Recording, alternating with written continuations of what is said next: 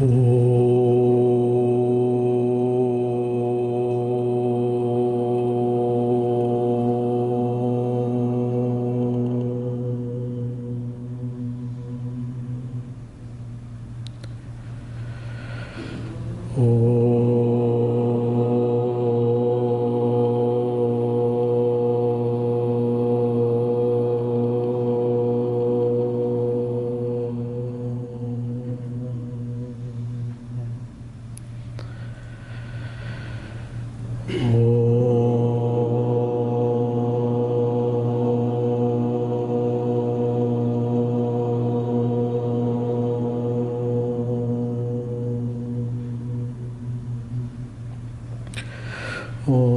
Sahana Vavatu Sahano Bhunaktu Sahaviryam Karavavahai Tejasvinavaditamastu ma vidvishavai. Om Shanti Shanti Shanti. Vakratunda Mahakaya Suryakoti Samaprabha Nirvikhnam Kuru Me Deva Sarvakaryeshu Sarvada Saraswati Namastubhyam Varade Kamarupini Vidyarambam Karishyami Siddhir Bhavatu Me Sada Guru Brahma Guru Vishnu Guru Devo Maheshwaraha Guru Sakshat Parabrahma Tasmai Shri Gurave Namaha. Samasta Janakalyane Niratam Karunamayam Namami Chinmayam Devam Sadgurum Brahma Vidvaram Sadgurum Brahma Vidvaram.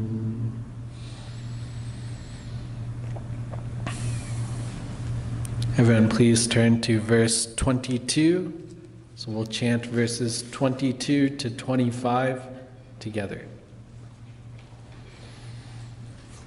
Ready? Na me parthasti kartavyam trishu lokeshu kinchana nanavaptam avaptavyam varta eva cha karmani yadi hyaham na varteyam jatu karmanya tandritaha Mama Vartmanu Vartante Manushyah Partha Sarvashaha Utside Yurime Lokaha Nakuryam Karma Chedaham Sankarasya Chakartasyam Upahanyami Mahprajaha Saktah karmanya vidvamsaha yatha kurvanti bharata kuryat vidvans tatha saktaha chikirshur loka sangraham. So as Lord Krishna continues to give the reasons for doing karma yoga, Lord Krishna has come in verses 22 to 25, the seventh and final reason he gives here for doing karma yoga. And it's a very beautiful and interesting reason that Lord Krishna gives. He says to all of us, to Arjuna and to all of us, that look at me, I am doing karma yoga, and therefore everyone should do their karma yoga. Lord Krishna is giving his own example. Very interesting. A lot of times when Lord Krishna talks about himself in the Bhagavad Gita, he's referring to himself as either Brahman or Ishvara. But here, Lord Krishna is talking about himself as more in a human being kind of form. Like, look here, I'm this Lord Krishna and I'm doing my karma yoga. Now, is Lord Krishna a realized person? Yes or no? We did this exercise last time, right? Lord Krishna, in a technical sense, we wouldn't say Lord Krishna is a realized person. Because in order to become realized, before you had to be ignorant, right? And Lord Krishna was never ignorant. So Lord Krishna is a person of knowledge. Lord Krishna is an avatara. Lord Krishna is ever free. He's always known the truth. At his birth, before his birth, Lord Krishna knew the truth. So technically, Lord Krishna is not a realized person because he's always known. Do we understand this technical point? So, and then we saw before that a realized person, that's the only category of person who is exempt from doing any duties, right?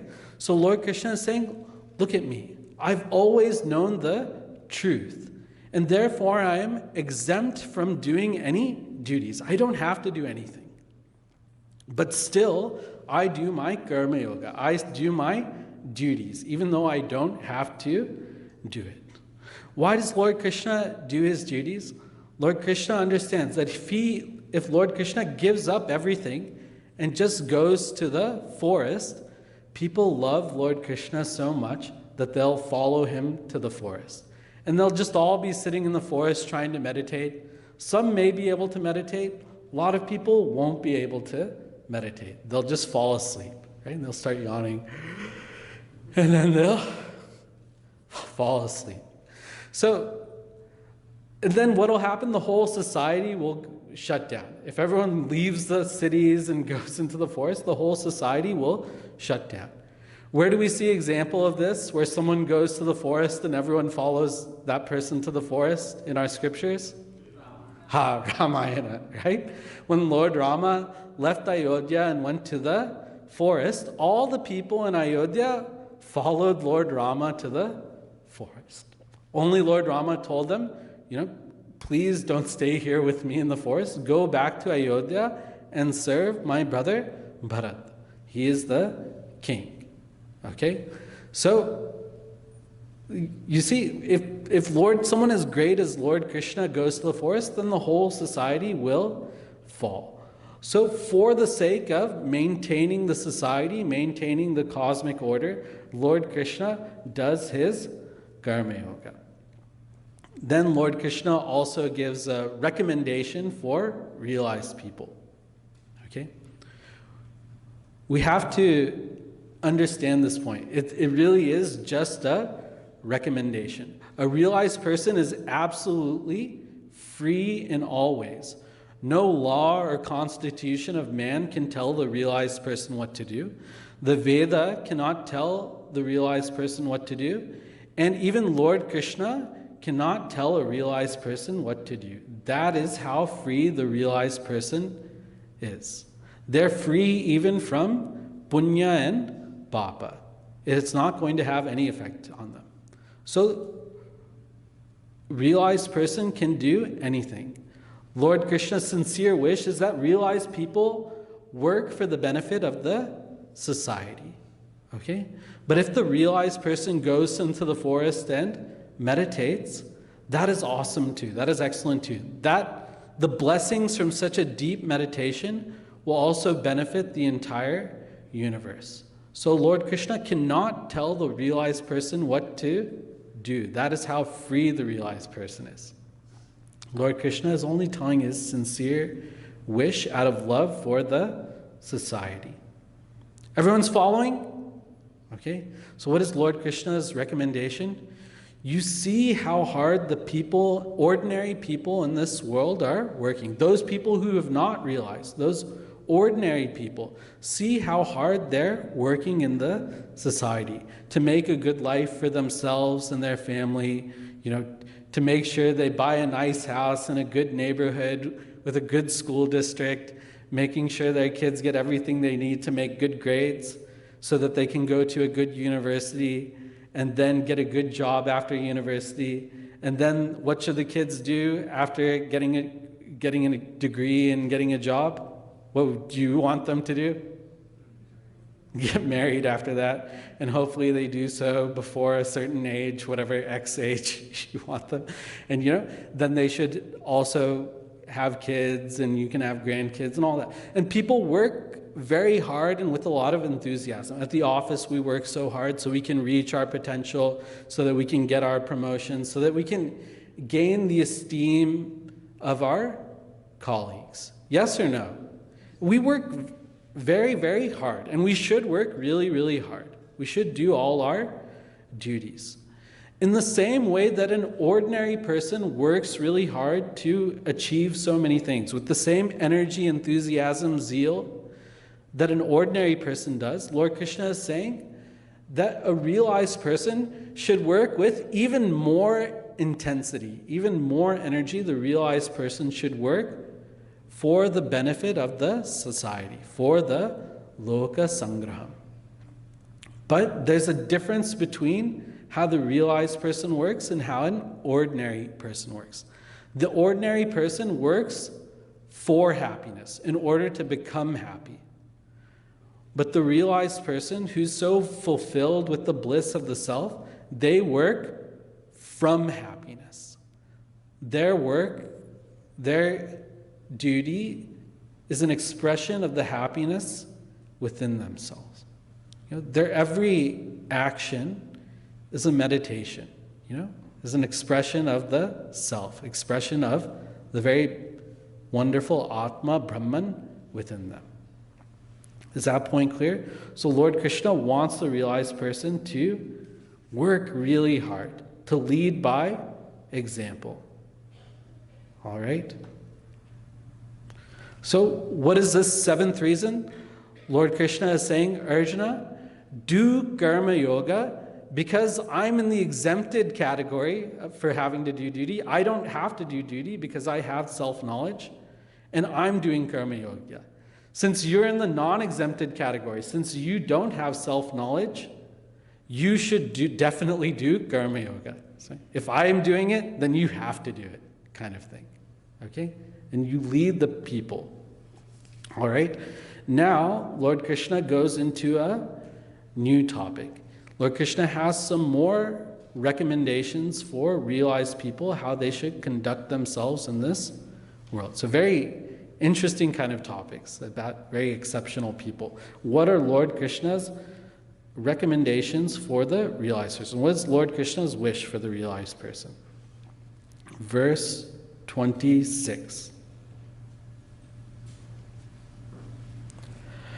Na buddhi bhedam janayed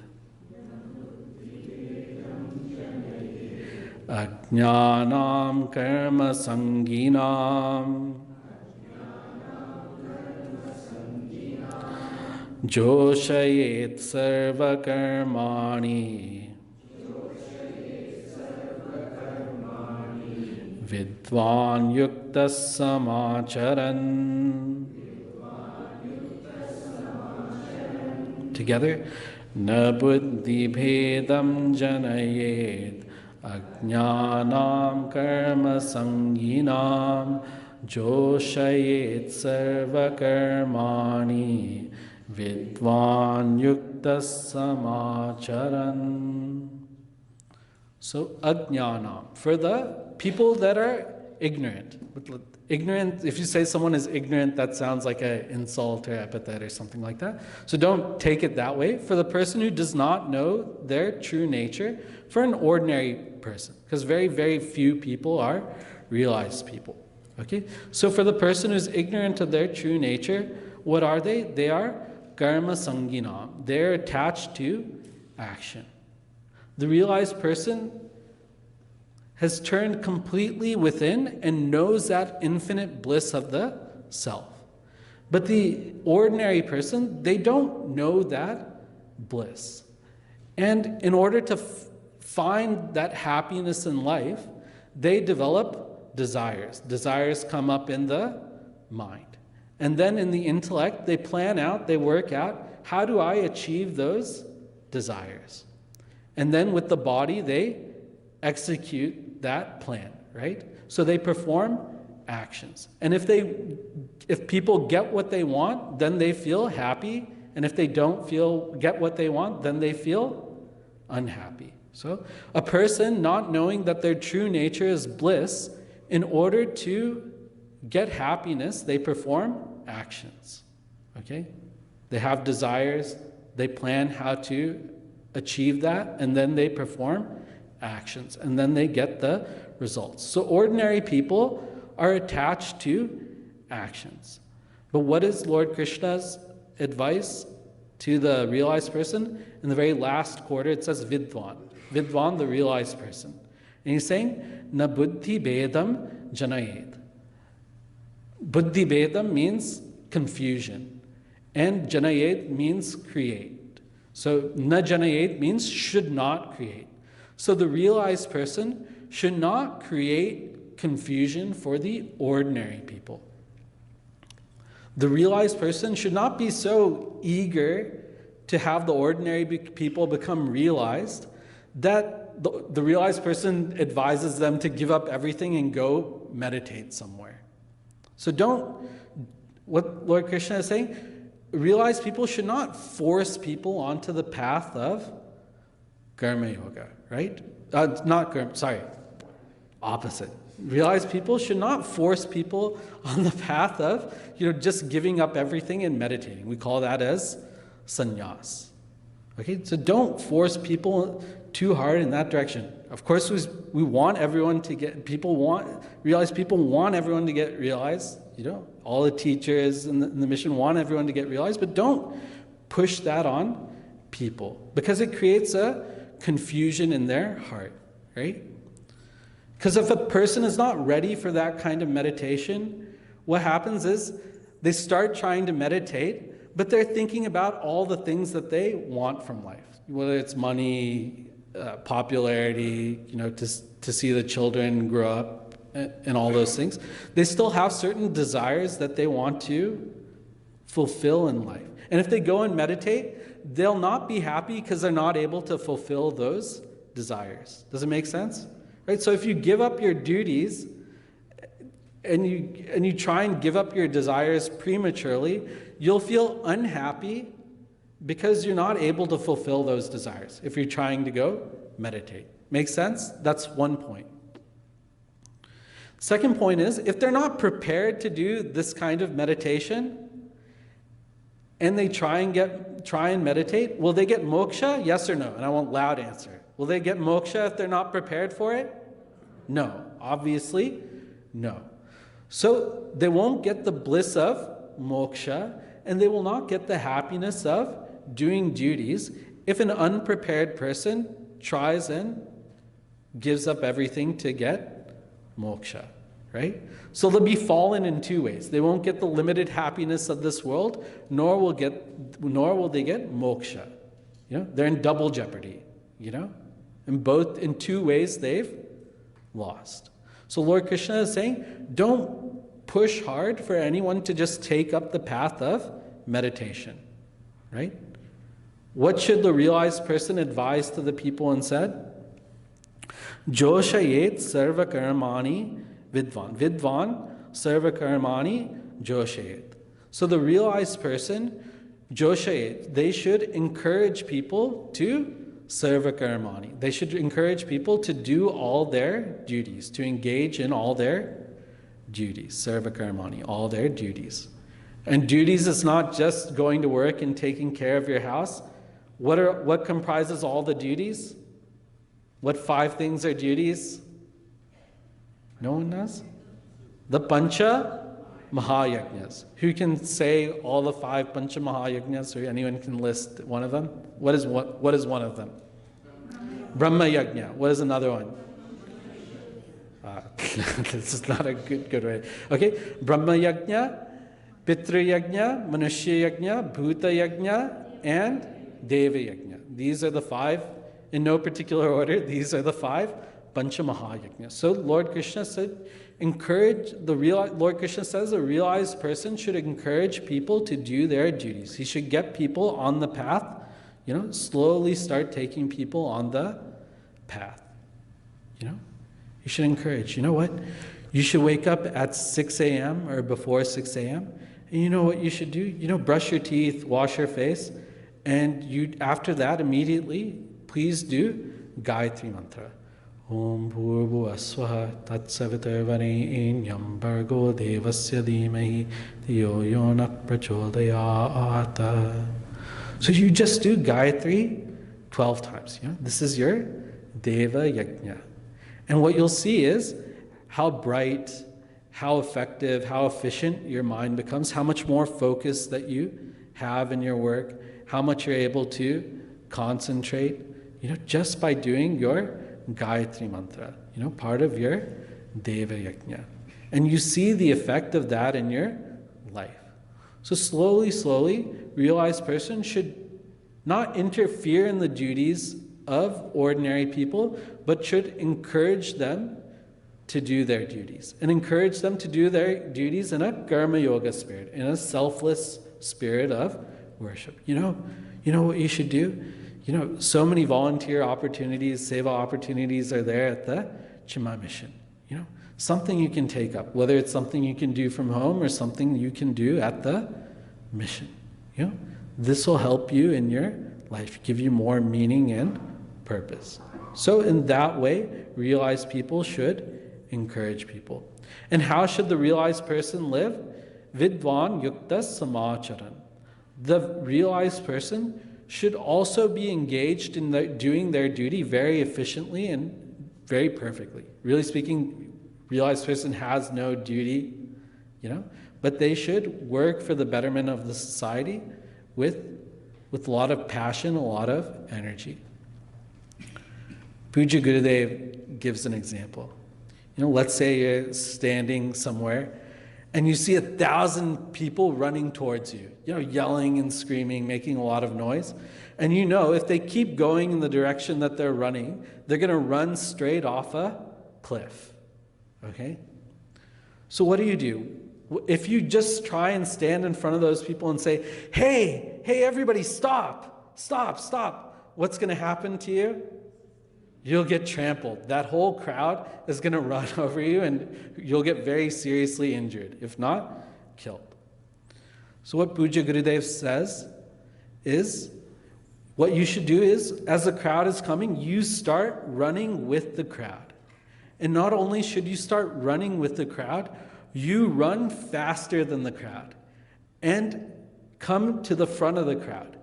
And then very, very slowly, as you come to the front of the crowd, what do? You start just turning little bit, the people away from the cliff. Don't take a U-turn, because that's not going to work, but just slowly turn people away from the cliff.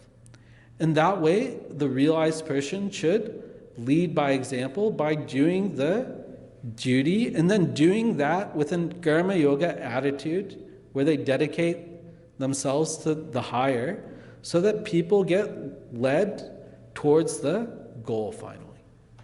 Karma yoga leads to jnana yoga, and jnana yoga leads to realization. Karma yoga prepares one for jnana yoga. So realized person, Lord Krishna is recommending, is wishing that they do karma yoga to lead people on the right path. Okay? Point is clear? Okay. So in verses 27 and 28, in verse 27 we'll see example of an ordinary person. In verse 28 we'll see an example of a realized person. Let us do verse 27 first. Prakrite kriyamanani guneh karmani sarvashaha ahankara vimudhatma kartahamiti manyate. Together. Prakrite kriyamanani guneh karmani sarvashaha ahankara vimudhatma kartahamiti manyate. So prakritehe gunehi. So by the gunas of Prakriti. Prakritehi gunehi, by the gunas of Prakriti. So what are gunas and what is Prakriti? So Prakriti means this creation, means this universe, means this world. And gunas there are three gunas. What is the first guna? Sattva. Second, Rajas. And third is Tamas. Okay? So Sattva, Rajas, and Tamas. These are the three gunas that are present in all of this creation. So this entire universe is made up of these three gunas. Okay? Sattva is of the nature of knowledge. Okay? Sattva is of the nature of knowledge.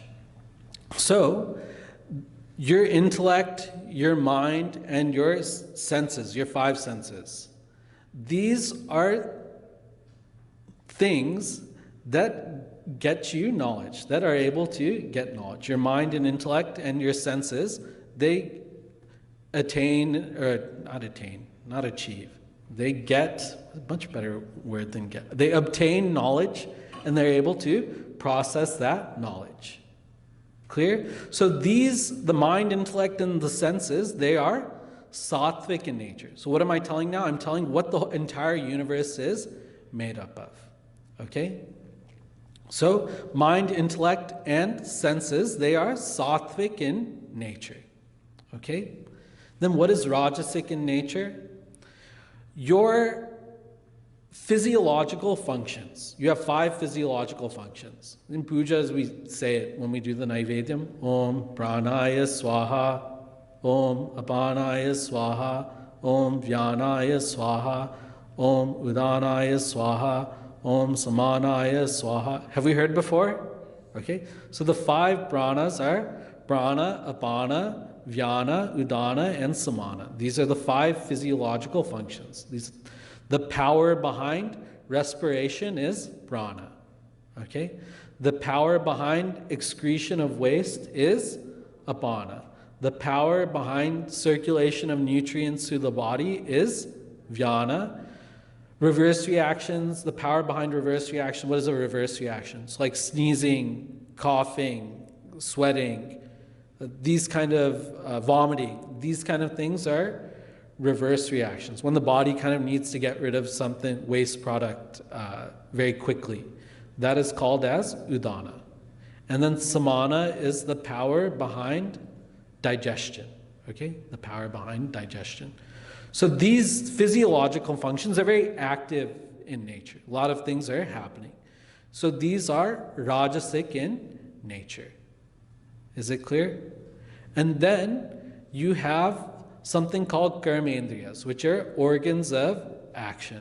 Okay, so what are organs of action? Like your speech. Your speech, the facility of speech is one of the organs of action, right? Your ability to grasp things with your hand, that is also one of the organs of action. Your ability to move with your legs, this is also an organ of action. So these are your organs of action. So these pranas and these organs of action are rajasic in nature. Is it clear? So, sattva is related to knowledge, and the mind and intellect and the senses are related to knowledge. Rajas is related to action, and the 5 pranas and the karmendriyas, the organs of action, such as speech, grasping, and moving, these are rajasic in nature. Okay? One more is there. What is that one? Tamas. Okay? Tamas is related to being inert. Okay? Being inert, or being, from a personality level, even being lazy. But here, we're talking about being inert. So, like for example, this water bottle is inert. It doesn't have life. Right? It's just an object, right? This microphone is inert, right? And even this body, just by itself, is inert, right? If the mind and intellect leave the body, then what do we call this body? It's a dead body, a jada, is a much better term, okay? The body by itself, without the mind and intellect, is a dead body. So this physical body is inert. It is of the nature of tamas, as well as all the non-living objects around us.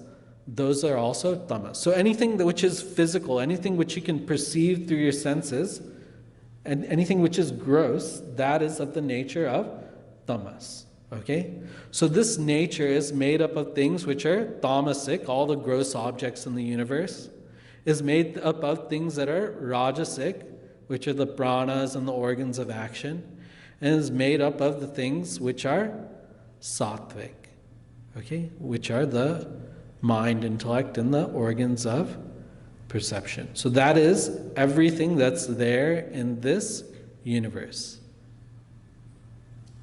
Is it clear? So from the standpoint of the physical body, an individual is tamasic. From the standpoint of a person having organs of action and physiological functions, the person is rajasic. And from the standpoint of the mind, intellect, and senses, a person is sattvic. Okay? And that's all there is in this universe. The universe is sattva, rajas, and tamas. Is it clear? So I've given you everything what an interesting way to analyze the things in the universe. Otherwise, you go to chemistry class, the whole universe is what? Atoms, and they'll show you on the periodic table. But what atom is the mind made out of? Who can really tell? At best, maybe they'll say it's electricity or something, or energy or something, So, deeper kind of analysis, more subjective, inward-looking analysis is being done here. Prakritehe gunehi. Okay, the gunas of Prakriti.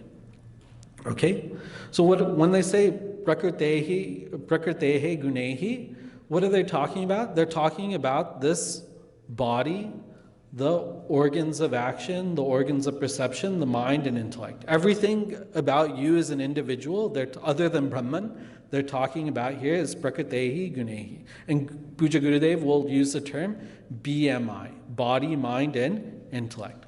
And in that, we should include the senses, the pranas, the organs of action. But this BMI is just kind of a shorthand. I'll say body, mind, and intellect just so it's clear.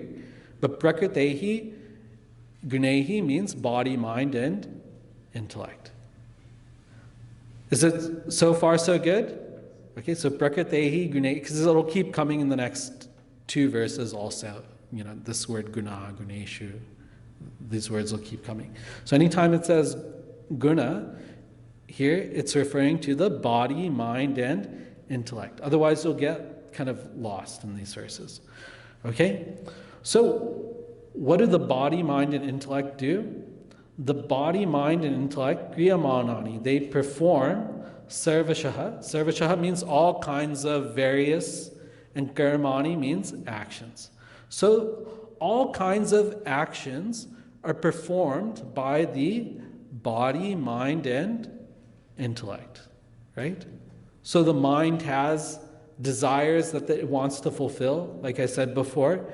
The intellect plans out how to achieve those desires, and through the body we execute that plan.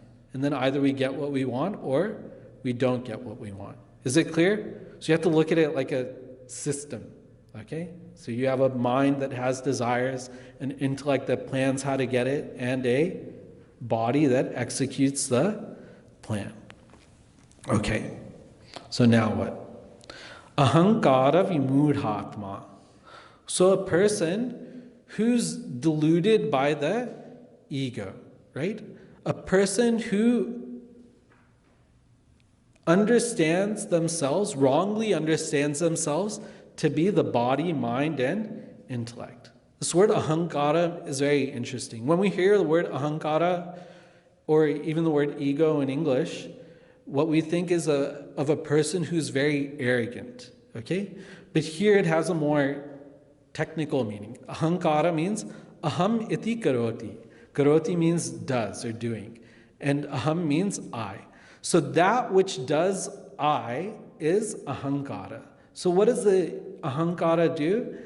The ahankara keeps silently saying to a person, I am the body, within oneself, I am the body, I am the mind, I am the intellect. I need to do things to make my body happy. I need to do things to make my mind happy. I need to do things to make my intellect happy.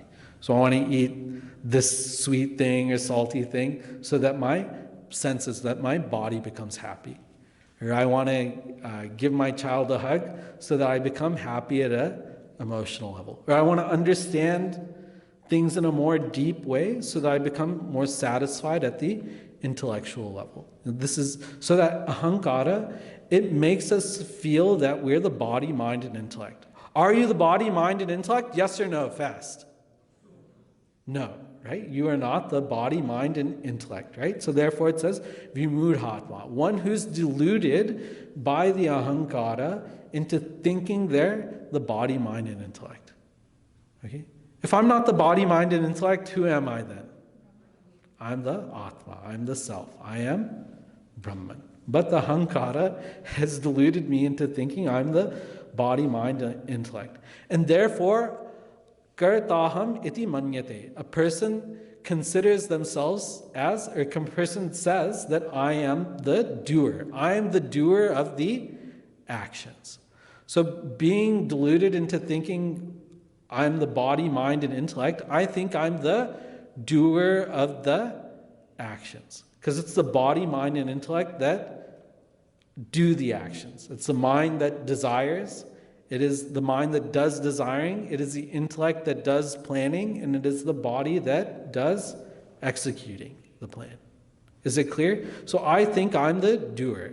Am I the doer actually? Yes or no? No. I am not the doer actually. Am I the body, mind, and intellect actually? No. Because I'm not the body, mind, and intellect, I am not the doer. Okay? But a person who's deluded by the ego takes themselves to be the doer. So far, so good. What does the mind do? It desires, right? What does the intellect do? It plans. And what does the body do? Executes, okay? So let us see now the realized person. Verse 28. Tattva viddu mahabaho guna karma vibhagayoho guna guneshu vartante iti matva na sajjate. Together. Tattva viddu mahabaho guna karma vibhagayoho guna guneshu vartante iti matva na sajjate. So why does it say vartanta and then I said vartante? Okay? So there are two ways of chanting a verse. Just a quick technical point. It has nothing to do with the substance, okay? So in mission, we break it up into 4 quarters, right? We break each verse into 4 quarters. But another way of chanting is you break the verse into 2 halves, right? So how do we chant if it's 2 halves? Tattva viddu mahabaho guna karma vibhagayoho guna guneshu vartanta iti matvana sajjate. Right? So you kind of squeeze it together. How do we chant in mission? How do we chant here? Tattva viddu mahabaho guna karma vibhagayoho guna guneshu vartante iti matvana sajjate. So when the third quarter ends, not football game, but the third quarter in this verse, actually the word is guna guneshu. The last word is vartante, right? So when the quarter ends there, the actual word is said, which is vartante. But then, because of rules, whenever you put the two quarters together, the A gets dropped because of some grammatical rules. So when you squeeze them together, it's guna guneshu vartanta iti matvana sajjate. So it's a rule when you put a word ending with A in front of a word beginning with E, that you can drop that A when you put them together. Okay? So no one's making a mistake, is the point. It's just whichever style of chanting that you do. Is it okay? All right. So no, there's not a printing error, nor have I made a mistake.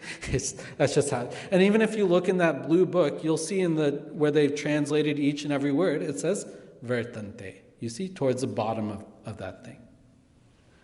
Okay. I think that's a useful point. Okay. So Mahabaho. Mahabaho means Arjuna, one who's very strong-armed. So this is a term of endearment for Arjuna. So Tattavit. Then the next word is tu. Tattavit tu. So tu means but. In contrast to the ordinary person who's not realized the self, Tattavit, the one who knows the essence, one who knows the truth, the knower of the self. Guna karma vibhaga yoho. So here it's like guna vibhaga and karma vibhaga. So they know themselves to be different from the guna. So one who's in contrast to the person who's ordinary, who's not realized the truth, the realized person knows that they are different from guna. What does guna here mean? The body, mind, and intellect. So the person who's realized knows that they're different from the body, mind, and intellect, and karma vibhaga. They know that they're different from the functions of the body, mind, and intellect. So they know they're not the body, mind, and intellect, and they know they're not the doer of those functions.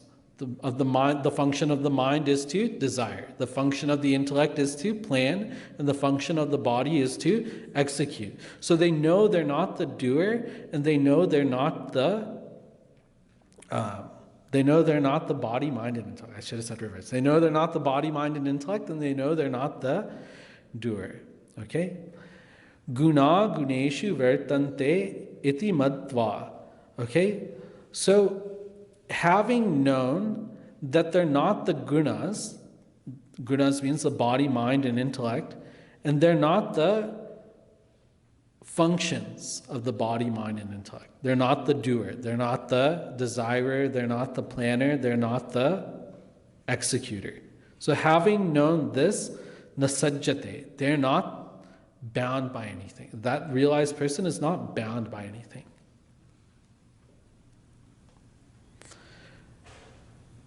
When a realized person gets angry, the realized person knows. So what gets angry? What part of your personality gets angry? Anger happens in the mind. So if the mind of the realized person gets angry or has an angry thought, the realized person knows that he is not or she is not the mind, right? So realized person, so even though the mind gets angry, the realized person knows this is not me getting angry. I'm not getting angry. I'm the self. I'm that infinite self. It is the mind that is getting angry, and the mind is not me, and therefore I'm not getting angry. The mind is angry. And that's the mind's problem, and that is not my problem.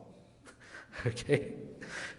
And if you know you are not angry and the mind is getting angry, the mind very quickly becomes not angry. Okay? Now, we have not experienced that I am not the mind, but logically, at least through the scriptures, we can understand that I am not the mind. So we've not experienced it, but it's very much possible for us to understand that I am not the mind, I am the self. Or even just to have faith in the scriptures that tell us you are Brahman, Tattvamasi, Aham Brahmasmi, I am Atma Brahman. Scriptures keep telling you you are Brahman and you are Atman and you are not the mind. Okay? So next time you get angry, What you should say is, the mind is getting angry. I am not the mind. This anger has nothing to do with me. I'm not the mind, okay? Just try it, okay? And it may work, it may not work. It just takes some practice also, okay? And a little bit of deeper study. And then this becomes applicable. It's such a beautiful thing to know that you are not your thoughts. So all our problems, anxiety, stress, sadness, anger, all that becomes because we identify so strongly with our thoughts, right? But if we start to break that identification, if I'm not my thoughts, even when an angry thought comes, then that angry thought loses its bite, Then we don't feel affected, we don't feel hurt by that, It's like, if we identify with our thoughts, it's like getting bit by a dog with very sharp teeth, But if we remove that identification, or if we at least reduce that identification, it's like getting bit by a dog with no teeth at all, right? Still you feel it. The anger is there, sadness is there, but it's lost its teeth, it's lost its bite, it's lost its capacity to maim. And don't think I'm talking about a little puppy that has like those very small, super sharp teeth. I'm talking about a dog that has no teeth at all. Okay? So just know, you are not your thoughts. Then who am I with respect to my thoughts? You are the one who's observing the thoughts. There's that internal monologue that is going on in your head all the time. I went to work today. Why is there so much traffic? All the red lights seem to be turning red for me. I'm going to be late. And it's a very important meeting. And what's going to happen? Everyone's going to think bad about me. Someone's going to send me 3 emails about why I was late. It's like that internal monologue is going on in your mind. But you are not the monologue. If someone is talking, then that means that someone else is there, which is listening to the talking. You are not the talker. You're not that internal monologue in your mind. You are the one that's listening to that internal monologue. You are that consciousness. Understand? Yes or no? So you understand. So don't let your thoughts burn you, okay? We understand. The realized person knows this. The realized person has proven in their own meditation that they've gotten 100% verification that they are Brahman.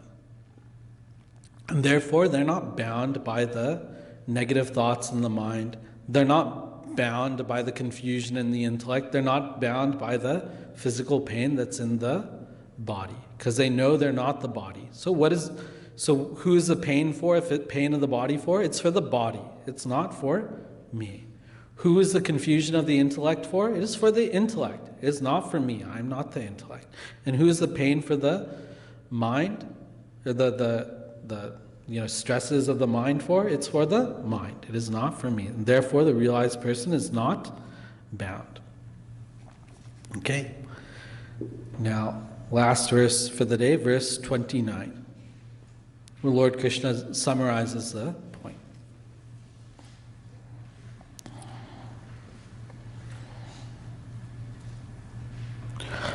Prakritir guna sammuraha Sajjante guna karmasu Dana kritsna vido mandan Kritsna vinna vichalayet.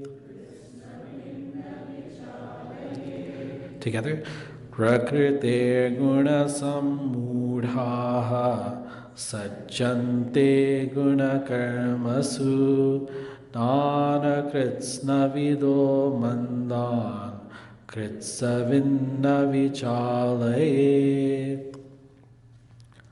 So, prakriter guna sammuraha. So for those people who are deluded into thinking they're the body, mind, and intellect. Okay? Prakriter guna sammuraha. So for those people who are deluded into thinking they're the mind and the intellect, sajjante, they are bound, guna karmasu, they're bound to the body, mind, and intellect and their functions, meaning they think they're the doer. They're just repeating the points from the previous verse. So people who are ordinary people who don't know their true nature are bound by thinking they're the body, mind, and intellect and their respective functions. Okay? Kritsnavit. There's a word kritsna. So kritsna means complete, vit means knower. So the one who knows completely, the realized person. So the realized person, navichale, they should not unsettle dan, those, mandan, those of incomplete knowledge. Those of, akritsnavit means those of incomplete knowledge. Mandan means that the intellect has not been built up enough, the ability to focus and meditate has not been built up enough. Mandan, you'll see the translation is fool, But this is not a very charitable translation. It means just an ordinary, everyday person who's going about doing their duties, doing the things that they're supposed to do, following the society, upholding the society. Not that they're foolish people or anything. They just have not realized that they're the self. And, very few people are realized people, okay?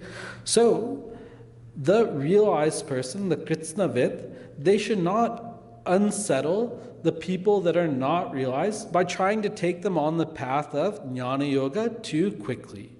Instead, what path should the realized person advise for those people? The path that should be prescribed is karma yoga. So lead them on the path of karma yoga. So this verse is like a reiteration of what was said in verse 26. Okay? So Lord Krishna is just summarizing the point here.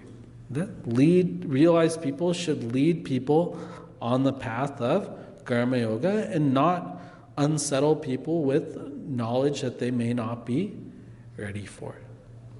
Okay? Is it clear? That doesn't mean that you don't teach people this knowledge or you keep it a secret also. But don't encourage people to give up duties in order to learn this knowledge. It means encourage people to do their duties in a certain spirit, and then you can give the knowledge, but don't make that consume their whole life. Don't make the society into a lot of sannyasis, they're saying. Inspire people, but inspire in a way that they'll actually benefit in the long term and actually have a chance of achieving moksha. You try and make people study and meditate who are not really able to do that, then it's not good for them. Neither will they get what they want from this world, nor will they get moksha also. Okay? The same point again. Is it clear? What is this universe made up of? 3 things? 3 gunas, right? Sattva, Rajas, and Tamas. Sattva is of the nature of knowledge, Rajas is of the nature of action, and Tamas is inert. That which is tamasic is inert. Okay? And this body, mind, and intellect that we have, it's a combination of things that are sattvic, rajasic, and tamasic. Okay? And then what should we do? We should do karma yoga. That's not just these 4 verses we did today, but the whole chapter we should do karma yoga. What should the realized person do? What does Lord Krishna wish for the realized person to do? That the realized person should also do duties and lead by example. And should not encourage people to go on the path of jnana yoga who are not ready. Who's ready and who's not ready, then we We have to talk about sadhana, chatushtaya, and those things. But that is not the topic for this verses in this chapter. Okay? All right, very good. Om Purnamadav Purnamidam Purnaat Purnamudachyate Purnasya Purnamadaya Purnameva Vashishyate.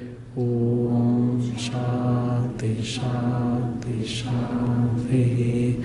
Hari Om Shri Gurubhyo Namaha. Hari